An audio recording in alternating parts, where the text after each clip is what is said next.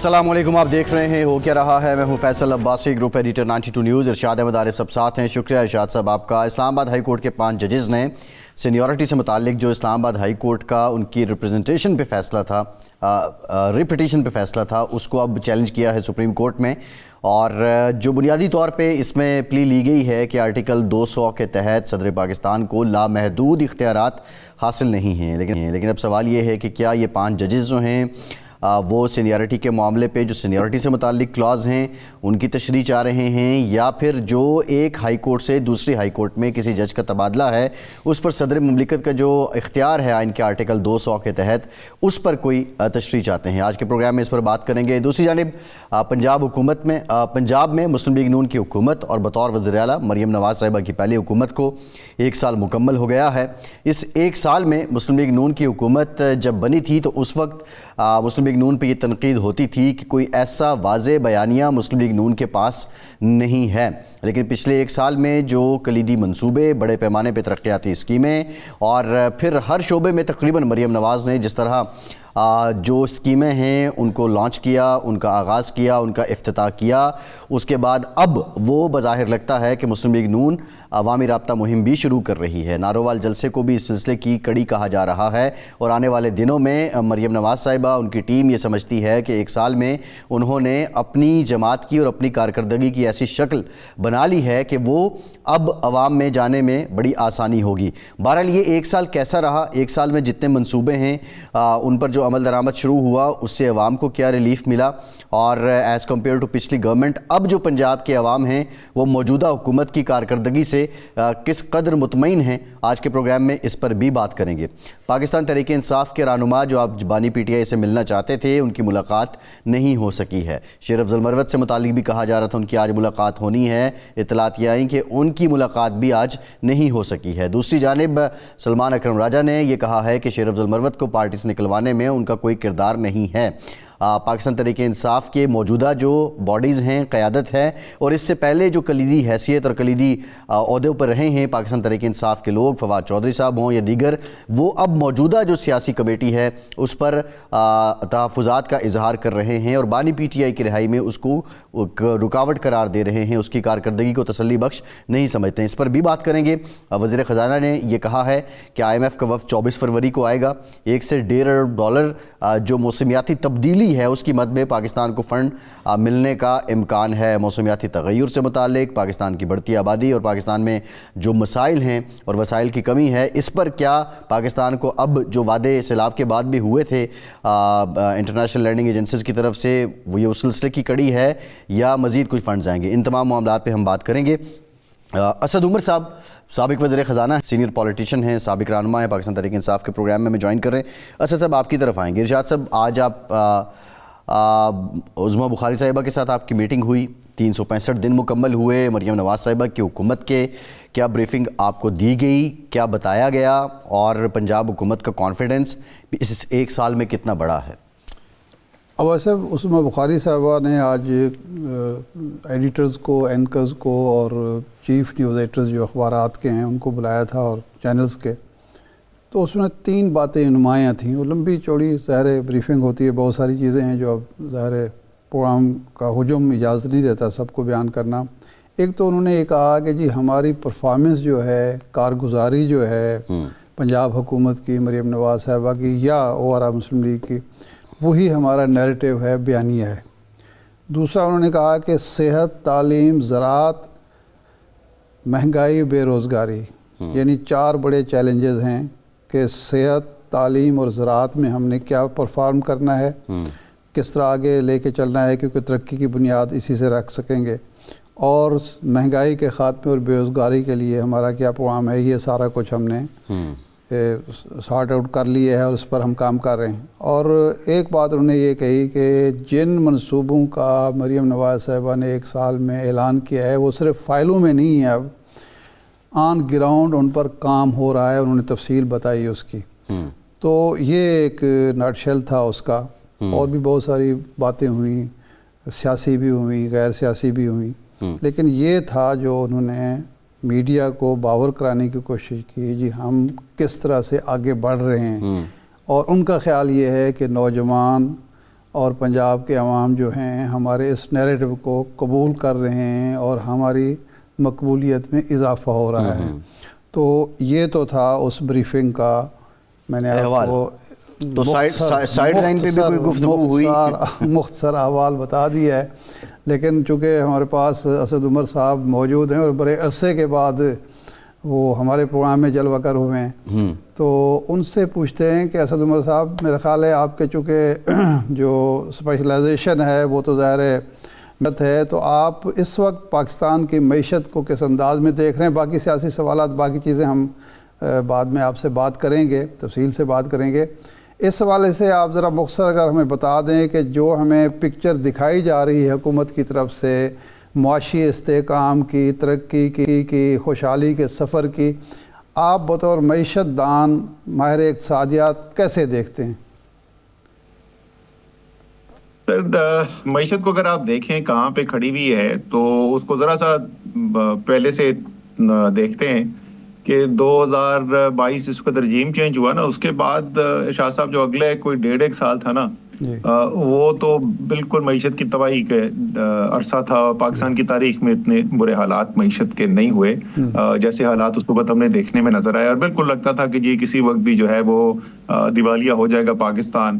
ایک لحاظ سے ہو بھی رہا تھا، بیرونی قرضوں کے اوپر نہیں کیا تھا ڈیفالٹ، لیکن باہر سے شپمنٹس کو پیمنٹ نہیں ہو رہی تھی اور کیا کیا. تو اس کے بعد جب IMF کا معاہدہ ہوا تو اس صورتحال سے پاکستان یقیناً جو ہے وہ نکل آیا ہے.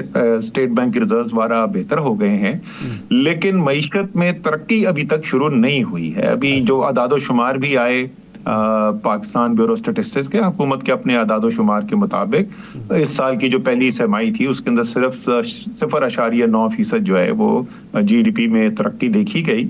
تو ابھی ترقی کا سفر شروع نہیں ہوا ہے، سوائے شہباز شریف صاحب کی تقریروں کے اندر اس میں تو دھواں دار ترقی شروع ہے. صحیح ہے. اچھا، اب میرا خیال ہے سیاست پہ آ جائیں. آپ نے سیاست اور PTI ایک ساتھ چھوڑی، کچھ عرصہ بالکل خاموش رہے، اب دوبارہ متحرک ہیں، انٹرویوز بھی دے رہے ہیں، میڈیا پہ بھی آ رہے ہیں اور خوشگوار حیرت لوگوں کو ہو رہی ہے. یہ فرمائیں کہ اب سیاست میں آنے کا دوبارہ ارادہ بن گیا ہے؟ کیونکہ ویسے تو یہ کہا گیا ہے شراب کی طرح سیاست بھی چھٹتی نہیں ہے، کافر یہ منہ کو لگی ہوئی. تو یہ اب دوبارہ ارادہ بن گیا ہے یا ابھی صرف ایک جو پریکٹس ہوتی ہے، نیٹ پریکٹس، وہ ہو رہی ہے؟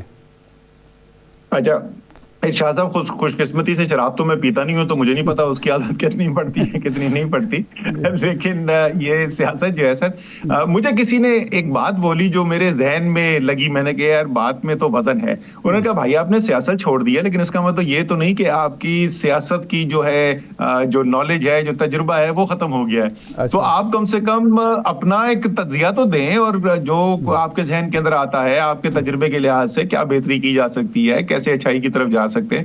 تو وہ میں کام کر رہا ہوں. نہیں جی، میرا اس وقت کوئی دوبارہ سیاست میں آنے کا کوئی ارادہ نہیں ہے، لیکن یہ میرا ضرور ارادہ ہے کہ اپنی آواز کو شامل کیا جائے ان آوازوں میں کہ پاکستان کو مشکلات سے کس طریقے سے نکالا جا سکتا ہے اور کیا فیصلے پاکستان کے لیے بہتر ہو سکتے ہیں. نہیں، اب کیا یہ ارادہ جو ہے وہ آپ انفرادی طور پہ ادا کریں گے یا کچھ اور لوگ بھی ہیں جو آپ کی طرح کی سوچ رکھتے ہیں، پہلے سیاست میں تھے، کسی گروپ کی صورت میں آئیں گے، یا کوئی موجود جو پہلے سے موجود پارٹی میں آپ شامل ہو کر کنٹریبیوٹ کریں گے؟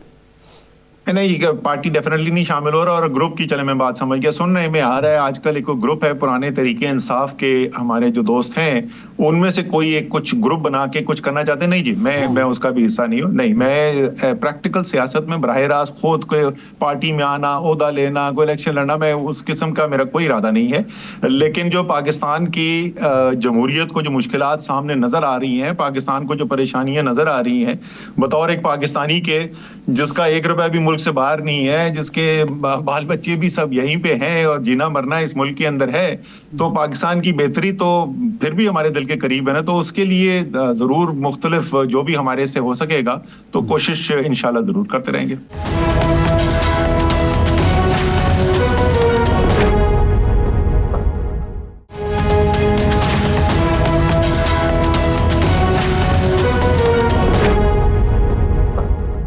اچھا، یہ اعتراض بڑے تسلسل سے ہو رہا ہے کہ عمران خان صاحب نے ایک تبدیلی کی امید پیدا کی، آپ جیسے لوگ جو غیر سیاسی تھے، اپنے اپنے شعبوں میں کام کر رہے تھے، وہ سیاست کی طرف مائل ہوئے، خاص طور پر نوجوان نسل جو ہے وہ سیاست میں آئی، لیکن 3.5 سال میں انہوں نے بہت مایوس کیا، اور جس کی وجہ سے ملک معاشی تباہی کا شکار بھی ہوا، اور ایک بدمزگی تلخی سیاست کے اندر انہوں نے پیدا کی، جس کی وجہ سے اس وقت پاکستان ایک بحران کا شکار نظر آتا ہے۔ تو آپ کس طرح اس 3.5 سال کو یا اس سے پہلے جو سیاست ہے اس کو کیسے دیکھتے ہیں، اور کیا واقعی یہ موجودہ تلخی، موجودہ بحران، موجودہ کشمکش جو ہے وہ عمران خان صاحب اور تحریک انصاف کا پیدا کردہ سارا معاملہ ہے یا کچھ اور عوامل بھی ہیں؟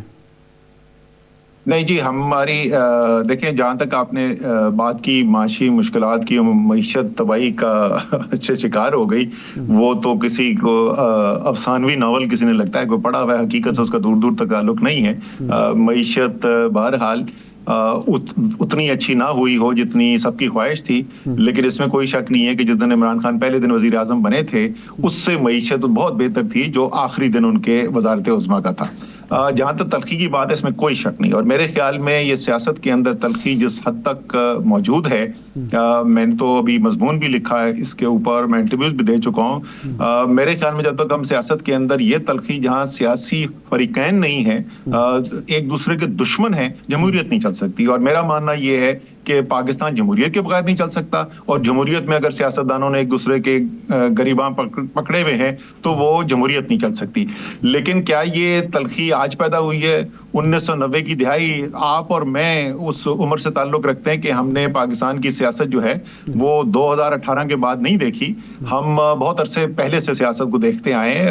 1977 میں جس وقت کیمپین چل رہی تھی PNA کی ذوالفقار علی بھٹو کے خلاف، مارشل لا لگا، پھانسی دی گئی بھٹو صاحب کو، تو عمران خان تو کرکٹ کھیلتے تھے۔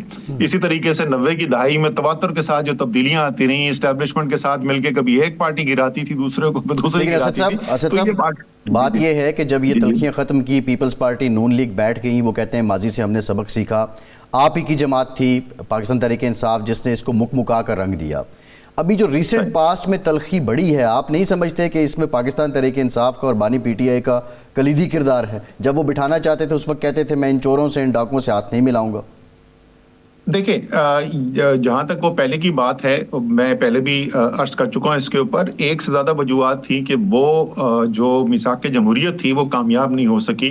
اس کی ایک وجہ تو یہ تھی کہ جنہوں نے میثاق جمہوریت کے اوپر خود دستخط کیے، میں لوگوں کو یاد دلاتا ہوں کہ وہ عمران خان نہیں تھے جو پیپلز پارٹی کی حکومت کے خلاف سپریم کورٹ کے اندر کالا کوٹ پہن کے گئے تھے، اور آپ کو پتا ہے کہ وہ جو کیس جس کے لیے وہ گئے تھے وہ اسٹیبلشمنٹ سے جڑا ہوا کیس تھا۔ تو پہلی بات تو وہ آپس کے اندر ہی نہیں اس کو نبھا سکے۔ دوسرا جو ہے، وہ دو بڑے جو فریقین تھے سیاست کے اس وقت کے، ان کے درمیان ایک معاہدہ ہوا، اور ایک تیسری قوت ابھر کے آئی جو اس کا حصہ نہیں تھی، تو اس وقت ضروری تھا ان کو میرے خیال میں پہل کرنی چاہیے تھی، اور اگر وہ لے لیتے تحریک انصاف کو، ان کا بھی نظریہ اس کے اندر آ جاتا تو شاید آسانی ہو جاتی۔ نہیں، وہ تو کہتے ہیں بنی گالا گئے، بطور وزیر اعظم بنی گالا خود گیا۔ بنی گالا بالکل واحد ہے، کیونکہ عمران خان زخمی تھے، وہ الیکشن کے بعد آئے تھے بنی گالا۔ اس طریقے سے تو عمران خان بھی اس الیکشن سے پہلے، اگر آپ کو یاد ہو، میاں نواز شریف کے چھوٹے بھائی جو تھے عباس شریف، ان کا انتقال ہو گیا تھا، اللہ تعالیٰ ان کو جنت نصیب کرے۔ تو میں اس گاڑی میں عمران خان صاحب کے ساتھ بیٹھ کے گیا تھا، جو ہم میاں نواز شریف اور شہباز شریف کے پاس دعا کے لیے گئے تھے، تو وہ تو پہلے ہو رہا تھا۔ لیکن زیادہ اہم چیز جو میں نے جو بات کرنا چاہتا تھا وہ ذاتی، اس سے زیادہ عوام کے اندر ایک تاثر پیدا ہوا کہ یہ دونوں جماعتیں جو ہیں، انہوں نے جو پیسہ بنا ہے، عوام کی دولت جو لوٹی ہے، اس کو بچانے کے لیے ایک دوسرے کے ساتھ مکا کر لیا۔ اس لیے یہ تو میرا ماننا ہے کہ بالکل جیسے میں پہلے بول چکا ہوں کہ جمہوریت ایسے نہیں چل سکتی، اور ہمیں کوئی نہ کوئی طریقہ کار نکالنا پڑے گا کہ دوبارہ سے سیاسی جماعتیں جو ہیں وہ ایک ساتھ بیٹھ کے جمہوریت کو آگے چلا سکیں۔ اس کا مطلب یہ نہیں کہ اختلاف ختم ہو جائے، اس کا مطلب یہ نہیں کہ تحریک انصاف کہے کہ جی مسلم لیگ نون اور پیپلز پارٹی یا نواز شریف وزیرداری بہت اچھے انسان ہیں، لیکن ان کو سیاسی کردار ماننا جو ہے وہ ضروری ہے، اس میں کوئی شک نہیں ہے۔ اور کیا یہ جو اس وقت کی تلخیاں ہیں، کیا اس کے کے اندر کچھ نہ کچھ حصہ تحریک انصاف کی پالیسی نے بھی ڈالا ہوگا، بالکل ڈالا ہوگا، اور میرے خیال میں سب کو اپنے تجربے سے سیکھنا چاہیے، اور کم سے کم میں یہ کہہ سکتا ہوں تحریک انصاف کی طرف سے کہ ہمیں بھی، اب ظاہر ہے میں ان کو ریپرزینٹ تو نہیں کرتا، میں تحریک انصاف کا اسپوکس پرسن نہیں ہوں، لیکن ایک شخص کے لحاظ سے جس نے اتنی قریب سے دیکھا ہو پارٹی کو اور اس کا حصہ رہا اور آج بھی جس کی ہمدردیاں اس پارٹی کے ساتھ ہو، میرے ماننا یہ ہے کہ تحریک انصاف کو بھی تھوڑی نظر ثانی کرنی چاہیے اپنی پالیسی کے اوپر۔ اچھا اسد عمر صاحب، چونکہ آپ سیکرٹری جنرل بھی رہے، آپ پارٹی کے جو تھنک ٹینک تھے اس کے بھی ایک سربراہی میں کہوں گا، اب آپ اگر ریورس انجینئرنگ کریں، ریوائنڈ کریں 3.5 سال کو، آپ کیا سمجھتے ہیں؟ ظاہر بات ہے یہ سوال میں نے عمران خان صاحب سے جب اقتدار سے نکلنے کے بعد پہلی ملاقات ہوئی تو ان سے بھی کیا تھا، شفقت محمود صاحب بھی وہاں موجود تھے اور لوگ بھی، شاہ محمود قریشی صاحب بھی تھے۔ آپ سمجھتے ہیں کہ آپ سے، آپ کی پارٹی سے، آپ کی جماعت سے یا آپ کے اس وقت کے لیڈر سے کہاں غلطی ہوئی جس کی وجہ سے معاملہ خراب ہوا؟ جو لوگ آپ کی پشت پر کھڑے تھے وہ آپ سے پیچھے ہٹ گئے، اور جن لوگوں کو انہوں نے اقتدار سے نکالا تھا انہی کو قبول کرنا پڑا۔ یہ آپ کوئی تجزیہ کیا آپ نے، یا کچھ بتا سکتے ہیں کہ غلطی کہاں ہوئی آپ کی طرف سے یا دوسری طرف سے؟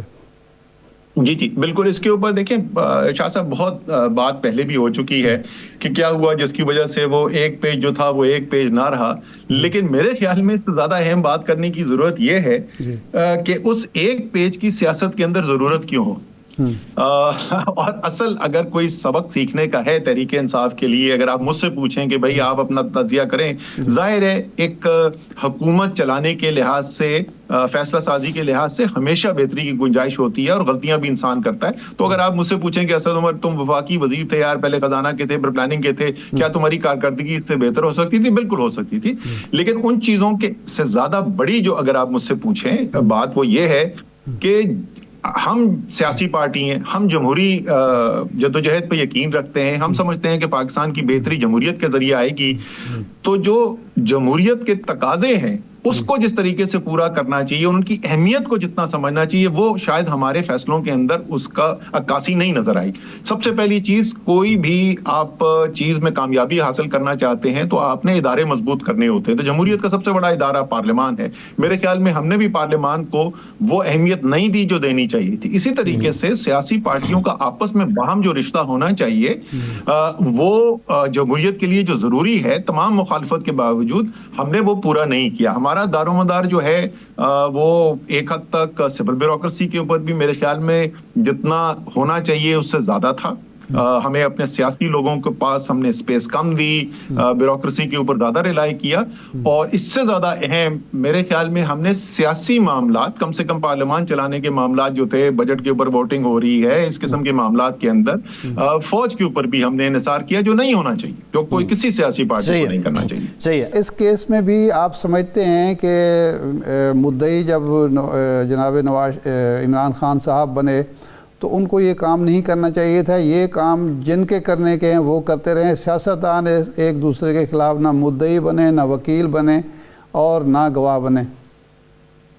اچھا نہیں شاہ صاحب دیکھیں، میرا چلے میں اچھا آپ نے یہ سوال کر دیا ہے، پورے احتساب کے عمل کے اوپر جو ہے نا، یہ تو ایک اپوزیشن کی میرے خیال میں ذمہ داری بنتی ہے کہ اگر آپ کو نظر آ رہا ہے کہ کوئی قانون سے بڑھ کر کام کیا گیا ہے، حکومت میں جو بیٹھے ہوئے ہیں انہوں نے قانون کی خلاف ورزی کی ہے، تو آپ اس کے خلاف آواز اٹھاتے ہیں، آپ پارلیمان کے اندر آواز اٹھاتے ہیں، آپ عدالتوں میں جاتے ہیں۔ یہ صرف پاکستان میں نہیں ہوتا، یہ برطانیہ میں ہوتا ہے، یہ امریکہ میں ہوتا ہے، جہاں 250 سال سے 300 سال سے جمہوریت ہے، وہاں پہ بھی ہوتا ہے۔ آپ نے دیکھا کس طریقے سے ڈیموکریٹک پارٹی جو ہے وہ ڈونلڈ ٹرمپ کو کورٹس کے اندر لے کے گئی، بورس جانسن کی جو حکومت گری تھی وہ بھی کورٹ کے اندر کیس کیا گیا تھا۔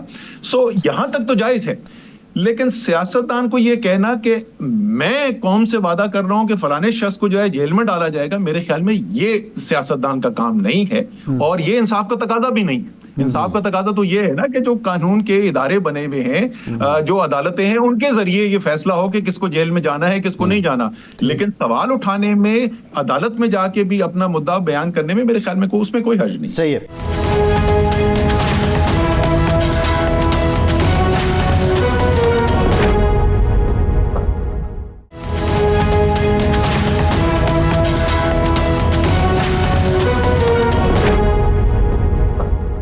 اچھا، اس وقت جو تلخی ہے اسٹیبلشمنٹ اور پی ٹی آئی کے درمیان، اس میں آپ سمجھتے ہیں کہ خان صاحب کا جو تلخ بیانیہ ہے یا سخت بیانیہ ہے اس کی وجہ سے ہے، یا یہ نہ بھی ہو تو پھر بھی یہی کچھ ہوگا؟ آپ کو یاد ہوگا زمان پارک میں آپ سے میں نے یہی سوال کیا تھا، آپ نے اس وقت ایک جواب دیا تھا. آپ سمجھتے ہیں کہ یہ نہ بھی بیانیہ ہو تب بھی یہی حالات ہوں گے اور پی ٹی آئی اور عمران خان مشکلات کا شکار ہوں گے، یا اگر وہ ایسا نہ کریں، کوئی مفاہمانہ پالیسی اختیار کریں تو معاملات کی صورت مختلف ہوگی؟ اچھا ارشاد صاحب، جو سوشل سائنس ہوتی ہے نا، وہ جس کے اندر پولیٹیکل سائنس بھی شامل ہے، اس کے اندر وہ کہتے ہیں کہ کاؤنٹر فیکچوئل نہیں ہوتا. کاؤنٹر فیکچوئل یہ نہیں ہوتا، اس طریقے سے کیمسٹری یا فزکس کا آپ نے کوئی تجربہ کرنا ہو نا، تو آپ ایک چیز کے اندر جو ہے وہ ایک طریقے سے کرتے ہیں اور دوسرے کو دوسرے طریقے سے کرتے ہیں اور ان کا فرق نظر آ جاتا ہے. یہاں پہ وہ نہیں ہو سکتا. تو اب یہ مفروضہ ہو جاتا ہے کہ اگر یہ نہ ہو تو کیا اس سے بہتری آتی یا نہیں تھی. میں ان میں سے ہوں جس میں جو لوگ یقین رکھتے ہیں کہ اس سے فائدہ نہیں نقصان ہوتا ہے، ٹھیک ہے نا. لیکن ہمارے اور دوست ہیں جو کہتے ہیں یہ تو ہونا ہر صورت میں ہی ہے، تو اس لیے یہ تو بالکل صحیح ہے، ایسا ہی کرنا چاہیے. میرا ہمیشہ سے یہ ماننا رہا ہے کہ اس سے معاملات کے اندر خرابی آ سکتی ہے، فائدہ کوئی نہیں ہو سکتا. آپ اصول کی بات ضرور کریں. میں آپ کو ایک اچھی بات بتاؤں، عمران خان صاحب ہم سب کو یہ سمجھایا کرتے تھے جب آپس کے تعلقات ہیں کبھی بھی اس کو ایسا نہ کرو کہ وہ ذاتی کوئی چیز عنصر اس کے اندر آ جائے، کیونکہ وہ پھر انسان ساری زندگی اس کو معاف نہیں کرتا.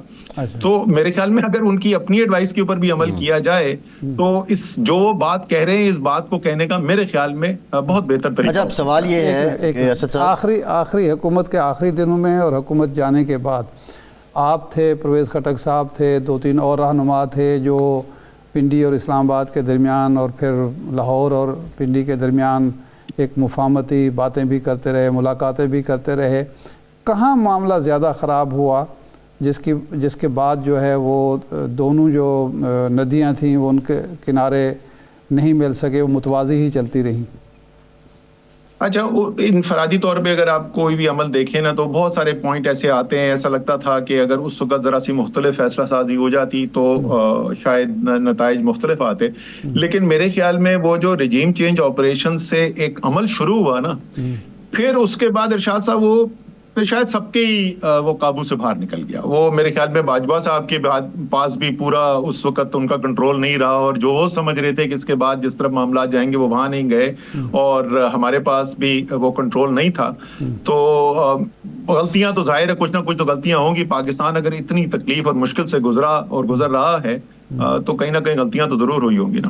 نہیں لیکن یہ آپ کے یعنی خان صاحب کے مخالفین کا کہنا یہ ہے کہ چونکہ پارٹی میں کسی بھی شخص کو انہوں نے کبھی کوئی اختیار نہیں دیا، اور وہ 2 مثالیں پیش کرتے ہیں. نمبر 1 تو یہ ہے کہ جب 23 میں یہ مذاکرات ہو رہے تھے، 2 اسمبلیاں ٹوٹ گئی تھیں اور کیس چل رہا تھا عدالت میں، شاہ محمود قریشی صاحب کی قیادت میں مذاکرات ہوئے. مذاکرات آلموسٹ دعویٰ یہ ہے جو اس وقت حکمران اتحاد تھا کہ کامیاب ہو گئے تھے، اکتوبر میں الیکشن پر اتفاق ہو گیا تھا، لیکن اچانک خان صاحب نے مذاکرات ختم کر دیے.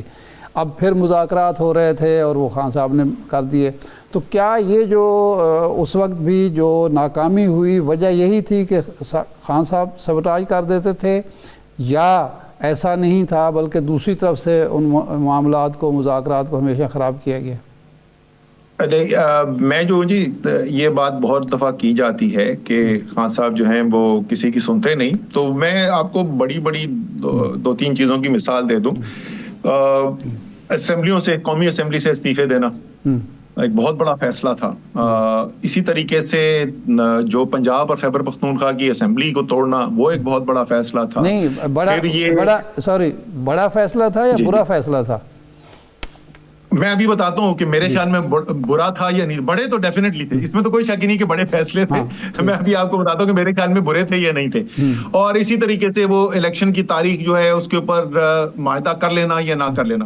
دیکھیں، جو میں فواد چودھری اور شاہ محمود قریشی جو ہیں وہ سپریم کورٹ کے اندر کھڑے ہوئے ہیں. عمر عطا بندیال صاحب کا بینچ ہے, انہوں نے آ کے واپس فیصلہ سنانا ہے کہ پنجاب اسمبلی کے الیکشن کا کیس کیا ہونا ہے, ہم انتظار کر رہے ہیں. تو فواد چودھری نے کہا کہ جی میرے خیال میں ہم نے 2 بڑے جو فیصلے کیے ہیں, ہماری ساری سیاست اس پہ کھڑی ہوئی ہے. اور وہ 2 بڑے فیصلے کیا تھے؟ انہوں نے کہا جی ہم نے اسمبلیوں سے جو استعفیٰ دیا وہ زبردست فیصلہ تھا, اور ہم نے جو پنجاب اور خیبر پختونخوا کی اسمبلی توڑ دی وہ بہترین فیصلہ تھا. شاہ محمود قریشی صاحب کا ماننا یہ تھا کہ اسمبلی سے, قومی اسمبلی سے استعفیٰ ہمیں نہیں دینا چاہیے تھا, پنجاب اور خیبر پختونخوا کی اسمبلی ہم نے بالکل ٹھیک توڑی. میرا خیال یہ تھا کہ ہم نے دونوں فیصلے غلط کیے. تو اب سینئر ترین سطح کے اوپر بھی ایک سے زیادہ رائے موجود تھی, تو ایسا نہیں ہے کہ سب ایک ہی طرف کھڑے تھے, متضاد رائے ہوتی تھی. ظاہر ہے آخر میں چیئرمین عمران خان ہے, ووٹ بینک عمران خان کا ہے, تو سب سے بڑا فیصلہ انہی کا ہوتا تھا, اس میں کوئی شک نہیں. تو آج آپ کیا سمجھتے ہیں اس وقت جو صورتحال ہے کہ واقعی یہ پرفارمنس جو ہے موجودہ گورنمنٹ کی, خاص طور پر پنجاب میں, اس کی وجہ سے پی ٹی آئی کی, خان صاحب کی مقبولیت کم ہو رہی ہے, یہ اسی طرح چلتی رہے گی, اور یہ اگر 1-2 سال مزید موجودہ حکومت نکال لیتی ہے تو خان صاحب کی اور پی ٹی آئی کی سیاست کا اسی طرح خاتمہ ہو جائے گا پنجاب میں, خاص طور پر جس طرح پیپلز پارٹی کا ہوا تھا؟ دیکھیں شاہ صاحب, آپ نے سیاست پاکستان کی بڑی دیکھی ہوئی ہے, قریب سے دیکھی ہے. جو فیصلے عوام کرتی ہیں نا وہ سیاست کی بنیاد پہ ہوتے ہیں, وہ ڈیولپمنٹ کی بنیاد کے اوپر نہیں ہوتے. جنرل مشرف کا اور شوکت عزیز صاحب کا جو 5 سال کا عرصہ تھا, معیشت نے بہت ترقی کی, اس کے اندر بہت ڈیولپمنٹ, خاص پنجاب کے اندر پرویز الہی صاحب کی حکومتی بے تحاشا ڈیولپمنٹ کا کام کیا گیا. جب ووٹ ڈالنے کی باری آئی تو ووٹ نہیں ملا. اس سے بھی زیادہ بڑی مثال اگر آپ دیکھ لیں, ضیاء الحق صاحب کا 11 سال کا ماشاءاللہ معیشت نے بہت ترقی کی اس 11 سال کے اندر. بھٹو صاحب کو پھانسی دے دی گئی, پارٹی ٹوٹ گئی, سب نئے لوگ وہاں پر آ گئے, اور 11 سال کے بعد بھٹو صاحب کے زندہ نہ ہوتے ہوئے بھی جب عوام نکلی ووٹ ڈالنے کے لیے تو انہوں نے ووٹ جو ہے ذوالفقار علی بھٹو کے نام پر ووٹ ڈالا. سیاست فیصلہ کرے گی کہ اگلے الیکشن کے اندر کیا ہونے والا ہے. مسلم لیگ نون اگر وہ اپنی سیاست کو مختلف کرتے ہیں, اگر وہ عوام جہاں پر کھڑی ہوئی ہے وہ اس کے قریب تر آنے میں کامیاب ہوتے ہیں, تو بالکل سیاست میں کوئی چیز حرف آخر نہیں ہوتی. لیکن اگر اچھے انتظامی فیصلے کرنے سے اور اچھی ترقیاتی اسکیمیں بنانے سے وہ سمجھ رہے ہیں کہ اگلا الیکشن بدل جائے گا, وہ نہیں بدلنے والا. جی اچھا, یہ بتائیے اسد صاحب کہ ابھی ایک تو پی ٹی آئی کے جو معاملات چل رہے ہیں, فواد چودھری صاحب بہت ریزرویشن ہے ان کی, جو موجودہ سیاسی کمیٹی ہے اور حکمت عملی ہے اس پہ ان کے تحفظات ہیں. آپ ان کی بات سے ایگریڈ ہیں کہ یہ جو باہر قیادت ہے پاکستان تحریک انصاف کی, یہ اس طرح پروسیڈ نہیں کر سکی کہ کوئی راہ ہموار ہو بانی پی ٹی آئی کی رہائی کی؟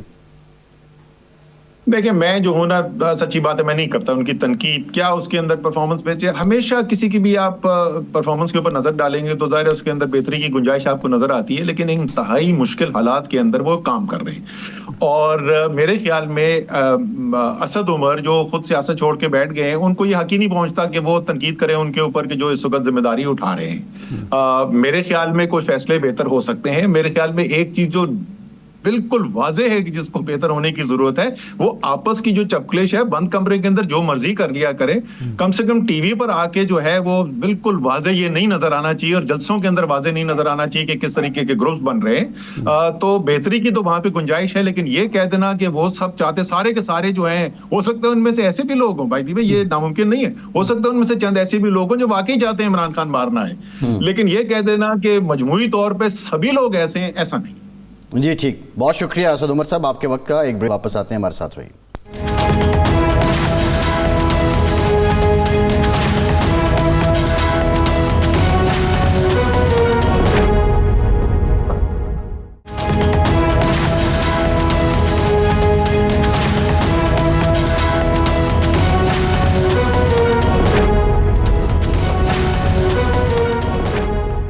بریک کے بعد ایک بار پھر سے آپ کا خیر مقدم کرتے ہیں. ہمیں جوائن کیا ہے پاکستان کے مایہ ناز قانون دان اور سابق اٹارنی جنرل اشتر اوصاف صاحب نے. اشتر صاحب بہت شکریہ آپ کے وقت کا. اشتر صاحب, اسلام آباد ہائی کورٹ کے 5 ججز نے سینیارٹی سے متعلق جو فیصلہ تھا وہ سپریم کورٹ میں اب چیلنج کیا ہے.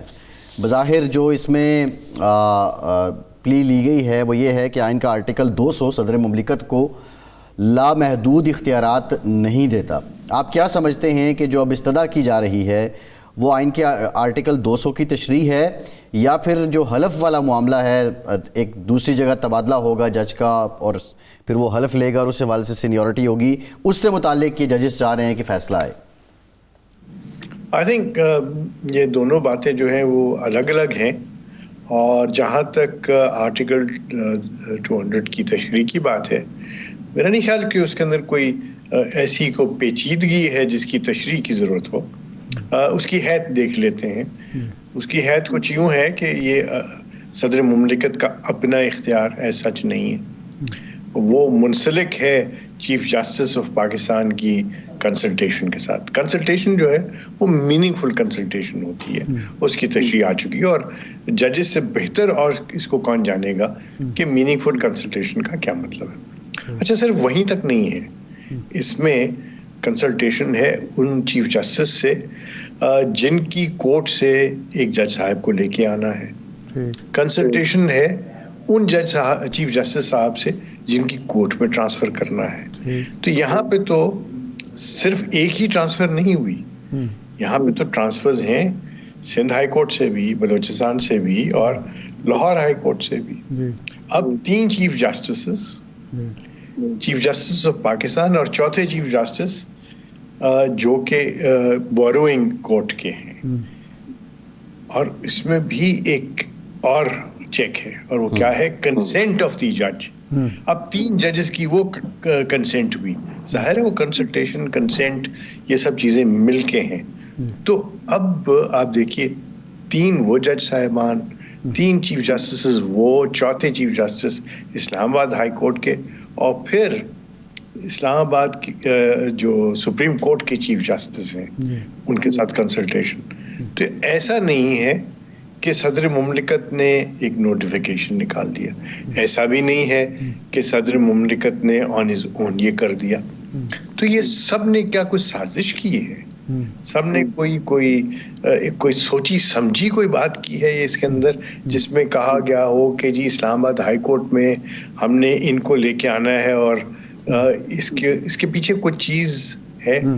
I doubt very much. اس کے اندر I think we are reading something which is not there.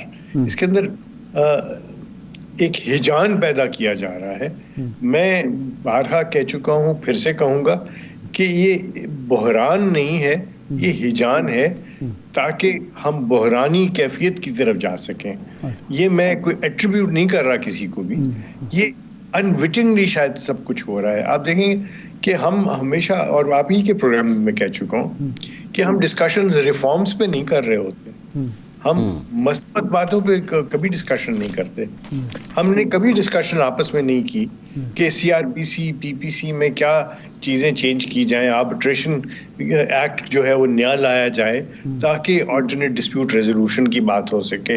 ہم نے انوائرمنٹ کے اوپر کبھی کوئی بات نہیں کی کہ اس میں لا اور کورٹس کا کیا ہو سکتا ہے. ہم صرف یہی ڈسکشنز کرتے ہیں. بہرحال پٹیشن ہے, اب یہ کورٹ میں چلے گا معاملہ, اس میں ہم زیادہ گہرائی میں نہیں جا سکتے. اشتر صاحب گیا ہے جی, 2 پہلو ہیں نا. ایک تو یہ ہوا کہ یہ جو ٹرانسفر ہوئی ججز کی, اس میں میننگ فل کنسلٹیشن ہوئی اور اس میں کوئی بدنیت تھی یا کوئی سازش نظر نہیں آتی. دوسرا ایشو ہے, ایک جج ایک کورٹ میں 15ویں نمبر پہ ہے, وہ ایلیویٹ ہوتا ہے یا ٹرانسفر ہوتا ہے, دوسری کورٹ میں جاتا ہے اور وہاں وہ سینئر موسٹ ہو جاتا ہے.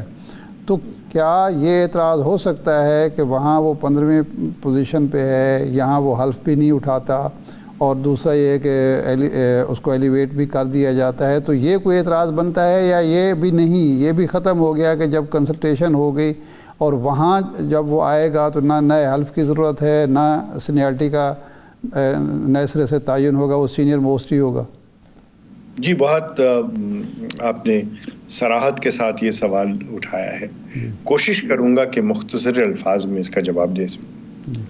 دیکھیے, میری رائے, ایک جج صاحب جو ہیں وہ ایک پرٹیکولر کورٹ میں ایک پرٹیکولر نمبر پہ ہیں, وہاں سے ان کو ٹرانسفر کیا جاتا ہے, اپوائنٹ نہیں کیا جا رہا.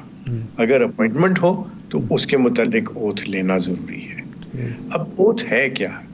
اب کہا جاتا ہے کہ یو ٹیک اوتھ, ایسا نہیں ہے, you make oath. And you make oath to what?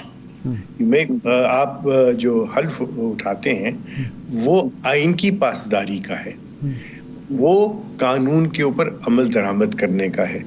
Oath ایک انسٹیٹیوشن کا نہیں ہے, اوتھ جو ہے وہ آئین کا ہے, آئین کے مطابق ہے. اچھا, اب جب وہ اوتھ لے لیا انہوں نے لے لیا تو اس کے اندر ہی آئین کی پاسداری کی بات ہے.